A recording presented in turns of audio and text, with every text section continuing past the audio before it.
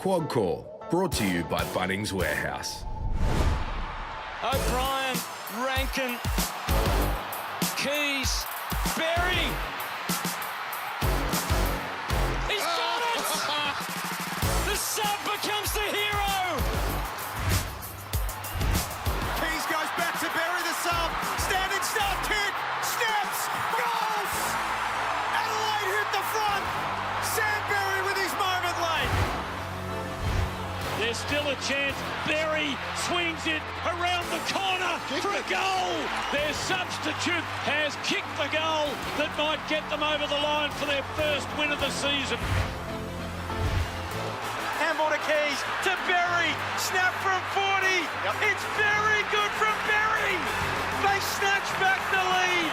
And Carlton might have snatched defeat from the jaws of victory. The climax of a thriller. Let's do some watch listing to set you up for round 6. Leigh Montagna, welcome. Hi, Jared, Robbo. How many times did you get suspended? Oh, twice, I think. David King, hello. Internally or by the MRO? A few, Robert. All right, let's get... So Isaac Heeney is probably leading the Brownlow, and he might have a bit of a margin. Yeah. He is the centrepiece of all that the Swans are doing for good and a little bit of concern. So watch list the Heeney wave for us. So we're across what teams are doing with their ball system and their ability to win the ball. And when you look at the Swans, at their ability to win the footy, they've never really been strong over the last 2 to 3 years. That hasn't changed. So to look at the basic numbers of what they're doing in terms of winning the footy, they're in the bottom 4 in the competition for that post-clearance or that general play contested footy. The opposition, anywhere they win the ball, they're bottom 6 in the comp from stopping them from getting on the scoreboard. So defensively, they've got warts. They're D50 rated 10th. Defending ball movement rated 10th. That's not a profile that's going to take you to the promised land when you haven't got the ball, okay? Whether that's a finals profile, we don't really know.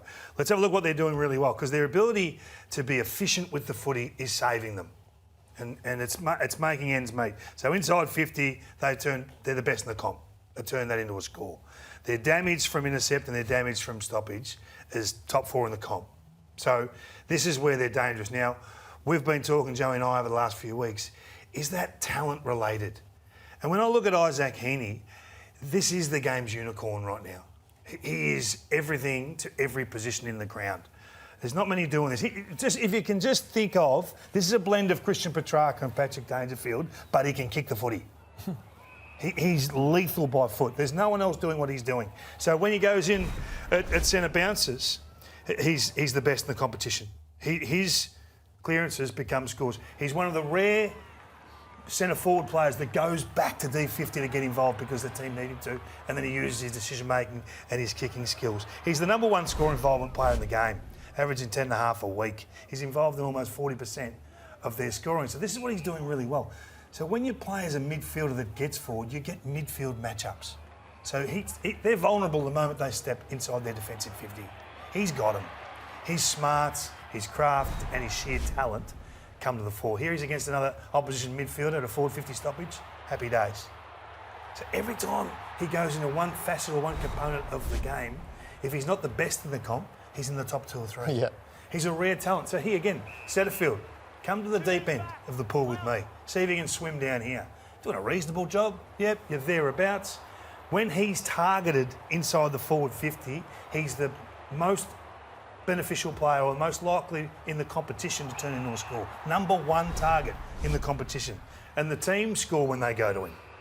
3rd best in the competition. So you got to clamp him because he's wallpapering over all the cracks at Sydney. If someone stops him, they'll stop Sydney.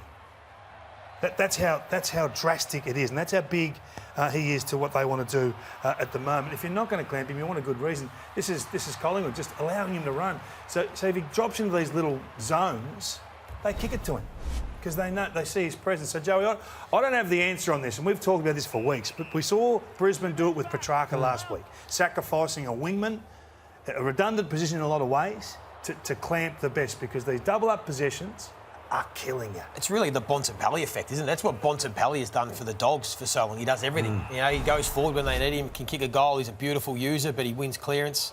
I mean, that's why we regard Bontempelli as the best player in the game. Yeah, so, like this week, put it to this week. It's a big game. Suns, huge. Suns Swans. It's enormous on Sunday.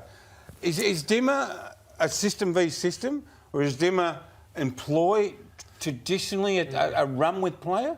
I don't I don't think think Richmond he ever, no, I don't does. think ever did. I don't think they have. But Press you maybe to but go I tell you what, head-to-head.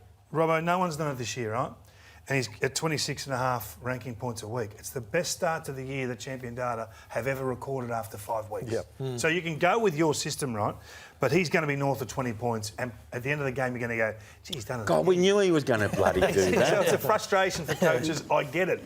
But what we saw last week with Fagan sacrificing women, maybe it can be done. All right, so that's the Isaac Heeney effect. You've taken the brief on the Kangaroos here, Joey, and the concern. Yeah, I think we need to put the Kangaroos on watch, and we understand as a football club where they're at, and they've got some limitations. But the one area where we didn't think they did, this much vaunted midfield that we spoke about with North Melbourne, the envy of the competition with all the top-end talent, when you speak about Davies-Uniacke and Wardlaw, and we know all the players they've got in the top 10 draft picks, and how they decided to build their list from the midfield out, right? So we thought, OK, so this should be an area of strength. But when we still look at their numbers this year and we look at their performances, they are still underperforming. They've still been quite poor. So even though the clearance differential says it's not bad for where they're sitting, 10th, they're not getting any bang for buck for it. They don't score from their clearances. Contested possession differential, so their greatest strength is meant to be through the midfield, 18th in the competition, and their pressure rating and a lot of other numbers through that midfield part of the game are still really poor. So you want to look at, OK, well, why? Why aren't they doing better in this area? And well, there's two reasons where you can start, and that's their two leaders, Davies-Uniacke and Simpkin, are both down on their form. Davies-Uniacke maybe trying to do a little bit too much. Simpkin being played out of position, more as a half forward, which was interesting in itself. And then you look and go, OK, so what can they do about it? Now, this is the fascinating part for me when we take a look at this other graphic about who they've had in the centre bounce and who they've been their main trio in the midfield. So out of all combinations, a three-player combination in the competition, the combination of Wardlaw, Powell and Davies-Uniacke has been the second most used combination in the centre bounce, only behind Bontempelli, Treloar, Liberatore, who are in there at almost every centre bounce. So they keep going to the well with these same three players. But look at the results. So out of the top 50 trios that have been in the centre bounce, they are last for the clearance differential, last for inside 50 differential, and last for scores from that centre bounce. In fact, they haven't scored. This trio have not scored from a centre bounce this year out of 60-odd centre bounces. So why does Clarko keep going to the well with the same three players? And we'll just play a little bit of vision, because you start to think, well, you've got guys like Sheasel, who's been in one centre bounce for the year. You've got guys like Cam Zurhaar. So these are the three. And you can't tell me stacking up against Parfitt, Bowes and Bruin that they should be any less inferior. They should be better than these three. Yet on the weekend, they were out-muscled. They lost the centre bounces by 6 and outscored by about 5-1. So you start thinking, well, they've got to be better in this area. So start whipping some more players through there. And then you go, OK, we know they're limited in their defence, so they're trying to protect their back line. Why would you allow the opposition to have the extra midfielder? So we know this sitting across half-back. This time it's Bailey Scott. We'll show another clip. And you're allowing the opposition to have an extra midfielder, and then you're putting your backs under pressure. And we know that their backs have got all sorts of issues. And putting the midfield under pressure. Exactly right. So why not bring Simpkin up? So look at Myers this time. So there's Sheasel, and we know Sheasel will sit off the back and he'll rack up his 35 touches. But once again, they give the opposition the extra player at the stoppage. And then you're not getting bang for buck. You're playing the whole game in your back half, and then you're wondering why they're turning the ball over coming out of defence. So I just want to put the players that have been in there in the spotlight that they have to lift, but also Clarko to help them out a little bit. Get Cam Zurhaar, who's shown that he can be a big bull in centre bounces. He's not doing enough. He's only been in there. He's not doing enough. He's been in 9 centre bounces. Sheasel, Kingy, you're big on this. Try and get Sheasel up around the footy. There's been a lot of talk about that. I mean, Charlie Lazaro is their next best used player in there. When they've got all these other talent, Greenwood and, guys that they can go through them. McKercher we know as well. So some of them are only kids, right? It shows me they haven't got a lot of elite depth.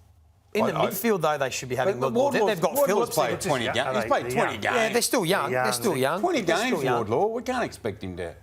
Can we? Well, they're going to have their tackles broken. They're not quite strong enough to get around. Yeah. There's some that's structure some stuff, growing really. pains, isn't there? Yeah, there is. But that's structure stuff. So help them out. Why keep going to the same three blokes? They still get some more numbers through there. Get some more players in and around to support. Greenwood's been playing deep forward, hasn't he? Yeah, and second ruck, doing a bit of second ruck work now. Sheasel has to go in. Yeah. Sheasel's the man. So North and Hawthorn, the long-term rebuilds, Luke Beveridge said yesterday, the rebuild is a myth. Yeah.